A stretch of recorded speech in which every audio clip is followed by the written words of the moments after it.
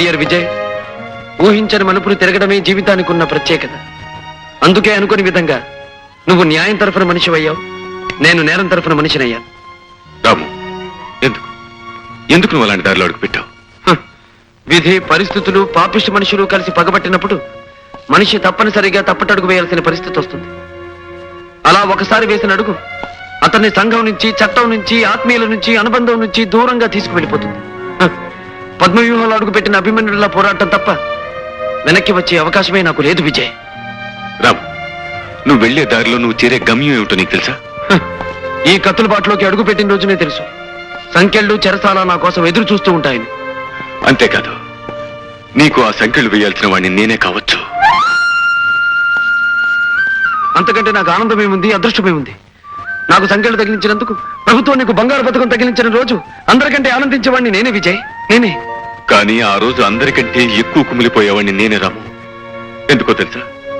పసితనంలో నాకంటే చిన్నవాడివైన నువ్వు బరువులు మోసి, బళ్ళు తోసి, రూపాయి పోగు చేసి నా పరీక్షలకు ఫీజు కట్టి నన్ను చదివించావు. ఆనాటి నీ కష్టమే ఈ రోజు నా కాకి యూనిఫామ్ కట్టబెట్టింది. ఆ రోజు నీ శ్రమే ఈ రోజు నన్ను ఇంత ఆఫీసర్ని చేసింది. నేను నువ్వు వెలిగించిన దీపాన్ని రాము, నువ్వు వెలిగించిన దీపాన్ని. అందుకే నీ మీద నాకు స్వాతంత్రం ఉందని నమ్ముతూ నిన్ను ఒక మాట అడుగుతా విజయ్. అదేమిటో తెలుసా? నా కష్టంతో నీకు కానుకగా అందించిన వృత్తికి, ఉద్యోగానికి ఏనాడు నువ్వు అన్యాయం చేయకూడదు. అంతేకాదు, ఏ సమస్య వచ్చినా, ఏ పరీక్ష వచ్చినా నీ బాధ్యతను నువ్వు నిర్వర్తించాలి. అలానే నాకు మాటి విజయ్, మాటి. తప్పకుండా నీకిచ్చిన ఈ మాట నిలబెట్టుకుంటాను. లక్ష్మి, ఈ రోజు నాకెంతో ఆనందంగా ఉంది. ఎందుకో తెలుసా? ఎన్నో ఏళ్ల క్రితం దూరమైన నా ఆప్తమిత్రుడిని మళ్ళీ ఈ రోజు కలుసుకోగలిగాను. ఇంకేమండి, ఈ ఆనంద సమయంలో మీరు ఎంత టిఫిన్ అయినా ఒకటి చాలు. ఎవరండి అతను? ఈ రోజు మనం ఇంత తిండి తింటున్నామంటే అందుకు కారణం ఆ మనిషి లక్ష్మి. మేం మనుషులం వేరైనా మా మనసులు ఒక్కటే. గొప్పగా చెప్పారండి.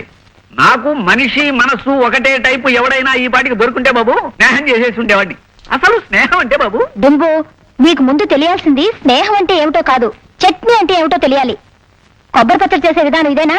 ఇదో విధానం అమ్మా, ఇంకా 2-3 విధానాలు ఉన్నాయమ్మా. నిదానంగా చేసి తినిపిస్తానమ్మా. అసలు కొబ్బరి చట్నీ ఎన్ని విధాలుగా చేయవచ్చు? నువ్వు కబుర్లు కట్టి పెట్టి ఇందాక నేను ఇచ్చి లిస్టు తీసుకుని బజార్కెళ్ళి సామాన్ తీసురా. వెళ్ళు. అలాగే అమ్మా. ఆ ఉపాహారంలో ఉప్పు కారం ఎక్కువైనాయని వదిలేయకండి, అవి పెడుతున్నా. దుఃఖమ్మా, ఇంకో 2 దోశలే. వచ్చావా మావా? ఏమిటే, నన్ను చూడగానే నీ మొహం స్పెషల్ దోశ ఎంత అయిపోయింది? అవదటి మరి, నీవేదో మనసెట్టుకున్న దాన్ని నిన్నే మనవాడాలనుకున్న దాన్ని.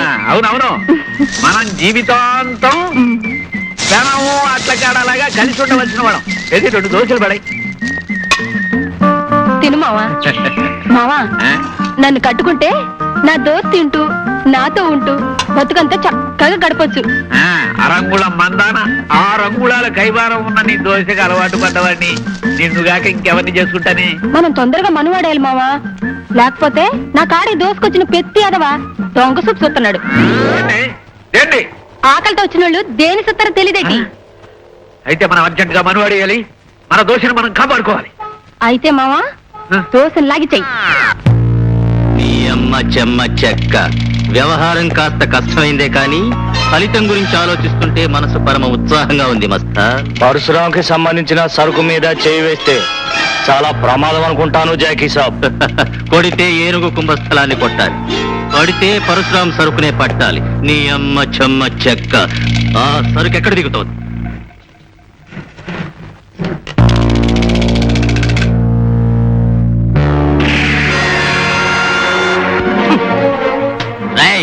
నీ అమ్మ చెమ్మ చెక్క. కదిలారంటే తలకాయలన్నీ పుచ్చకాయల్లా పేలిపోతాయి. రై పీటర్, బాస్. ఆ మిగిలిన సరుకంతా లారీలో లోడ్ చేయించి మన స్థావరానికి చేర్పించు. Okay boss. రై, వెళ్ళి మీ పరశురాం దగ్గర చెప్పుకోండ్రా, రాజాలా వచ్చి మీ సరుకంతా దోచుకుపోయింది ద గ్రేట్ జాకీ అని. Like, comment, subscribe to our channel. Hey darlings, గంటని క్లిక్ చేయడం మర్చిపోకండి.